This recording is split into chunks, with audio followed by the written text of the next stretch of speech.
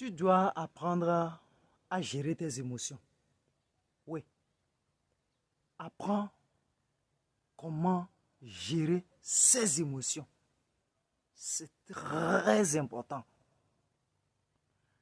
Parce que, frérot, si tu ne sais pas quand est-ce que il faut arrêter ses émotions, si tu ne sais pas quand est-ce qu'il faut dire à ces émotions, stop, là, sache que c'est grave. C'est grave, frérot. Pour ça, il faut aimer à te mettre dans les situations qui peuvent déclencher tes émotions. Il faut te mettre dans les situations comme ça. Je prends par exemple se mettre en couple. Voilà. Se mettre en couple par exemple. Quand tu es avec ta copine ou ton copain comme ça. Tu sais que parfois, ton conjoint ou ta conjointe va vouloir t'énerver, te mettre en colère.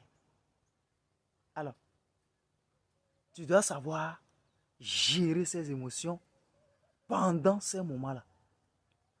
Voilà. Quand les gens t'insultent, tu dois savoir quand réagir et quand gérer aussi ses émotions. Tu es aussi, par exemple, un chef d'entreprise. Étant un chef d'entreprise, tu dois savoir comment gérer ses émotions.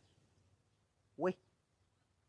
C'est pas parce qu'un employé n'a pas bien fait son travail, n'a pas bien fait son boulot, et que tu vas te mettre en colère, un employé qui va te gâcher une journée comme ça, gâcher ta journée comme ça. Non. C'est pas parce que un client ou bien un collaborateur t'a parlé peut-être mal comme ça et tu laisses tes émotions te diriger. Non, il faut contrôler ses émotions. C'est très important. Contrôler ses émotions, ça n'a rien à voir avec sur ta femme par exemple. Parce qu'il y a certains qui peuvent dire que oui, je suis dominant, c'est moi qui est la personne dominante. Je domine ma femme, c'est-à-dire que